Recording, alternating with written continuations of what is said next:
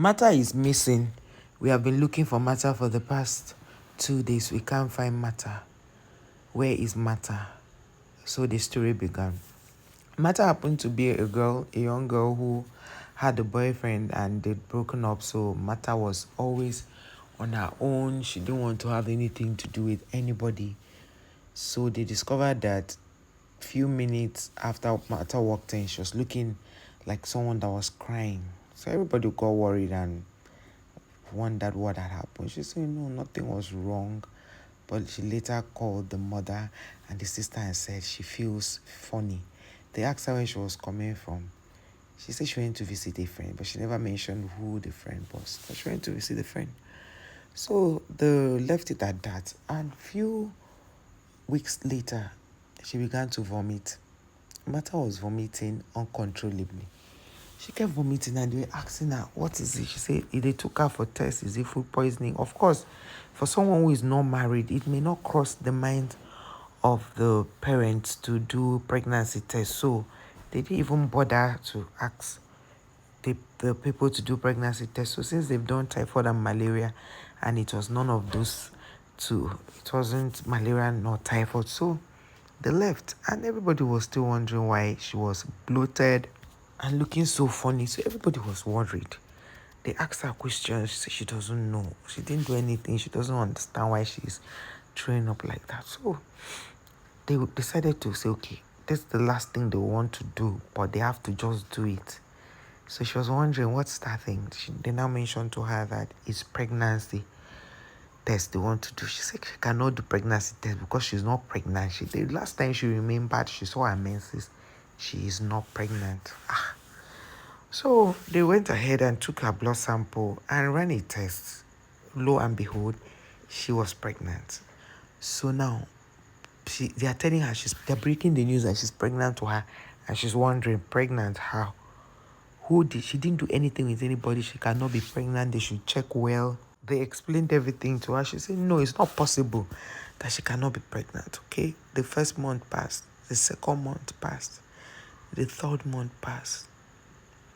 She said she's not pregnant, And the mother had told her she should open up to them so that they can find solution to whatever she's going through. She said, no, that nothing like that. That maybe they are not seeing well. She said, okay. They took her to another hospital to do a test. They went to that hospital. After checking her vitals and everything, they did a test. They did a transvaginal scan. They did everything. They told her she was pregnant. She said she's not pregnant. This was already when the pregnancy was about 4 months.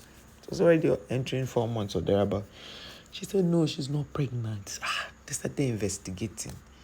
What could be the problem. They investigated and went up and down.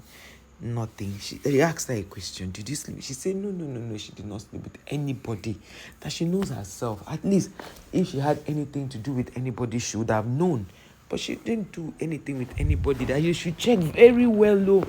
They should check. The mother was confused. They called the father because the father was hardly around. Explained everything to the father, and he said, it is a strange thing to him, because if she says she is insisting she didn't sleep with anybody, she should at least tell where the person is coming from, where the pregnancy is coming from. She should at least check and tell them. They asked her. She said she did not, that nothing like that. They talked and talked. She said no. So the parents started investigating on their own. Since they've asked her all the questions, she said she's not the one. The father said, okay, number one, they're not going to tamper with the pregnancy. This story is real. It happened in Abuja. They're not going to tamper with the pregnancy, but they want to find out if somebody had maybe done something with her without her knowing. Because at this point, they had to start figuring out what had happened to her. So that day, the mother went back to the guy again, sat with her and asked her, on this day, when we saw you came back, who did you visit? She said her friend. What is the name of your friend? It happened to be a boy. What did you go there to do? She said that the boy invited her to come. They're just gisting, and that's the last thing she could remember. Okay. So now it's beginning to make sense, right? Okay. They took her and asked her more questions. the ones they could gather, they went with it. They had to call some police officers. They went to the police station, called some police officers who went with them, and they asked questions. What happened in your house? They asked the guy that when this girl visited him, what did he do to her? He said nothing, that he didn't do anything. Trust Nigerian police. If they want to do their job, they do it without leaving any stone unturned.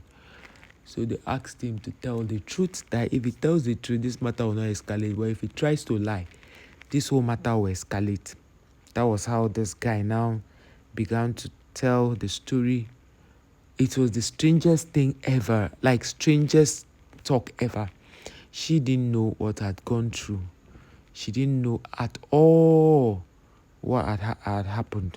So when the guy began to tell the parents what had happened, and some other family members that came with the police officer, because they couldn't believe, they couldn't even find a way to believe that kind of a thing. So that's how the guy now told them that when she came to see him, she was sitting on a chair, or a couch rather, in his room, and they happened to have broken up. So she just, went there on invitation. Maybe the guy was begging her and she had to go there. That's how this guy slept with her and got her pregnant. So the parents now said no, that thing is not ex-boyfriend and all those things, that it was a deliberate act because she wanted to leave the relationship. That was why he decided to do what he did. It did still make sense. People were like, what? This is serious. What's going on here? It didn't make any sense. But she decided that she was going to keep the pregnancy. The parents also said that wasn't even a choice. That is, they don't even have an option to say they're not going to keep the pregnancy. That she doesn't even have a choice. She'll keep the pregnancy. She kept the pregnancy. The guy now started coming to their house. Once in a while, he will come, drop off things. And this goes to show that parents should learn to be open with their children, both male and female. Because I feel that there was a little gap between this girl and the mother, and that is why she couldn't really tell the mother where she was, how she got there. So all of those things put together, parents, both father and mother, should be involved in the lives of their children. Because whether we like it or not, we are going to be, the way we are gone, in our old age, the children will be the one to take up the mantle. So we need to pay keen attention to all of this. So I thought, okay, let me bring it here to you, because the father who was now narrating the story was very, very disappointed. He was very, very sad, and a lot happened till as we speak. She is still very, very pregnant. And she wants to give birth to the boy and then excommunicate the dad. That's another thing. And when people begin to do things and you want to excommunicate them, it means that you are beginning to judge them. Number one, the mistake she made was to have gone to the guy's house, an ex, right? And then maybe served her a drink and she collected that drink. The best thing she should have just done was to say no, or better still, take a drink that was open before her, not the one that is juice and then they'll pour for her. And for you, it could be a boy or girl. These things happen both ways. It's not gender, it's not a gender thing. So basically, that's it. We should be careful out there when we go out. We should talk to our children. We should pay more attention to our children. We should make life so much that children want to come to us and speak with us. Because the truth is, no matter how bad a child is, it's attributed to the mother not training her well. If a child is good, it is the father. So it is the buck also starts and ends within the parents. So as parents, we should learn to pay attention to our children, give them a listening ear. Because you can buy things for them, but you can never buy quality time. You have to deliberately spend time with your children, make them comfortable in your space so that no other person will educate them the wrong way. Thank you for watching. Please like, share, and subscribe.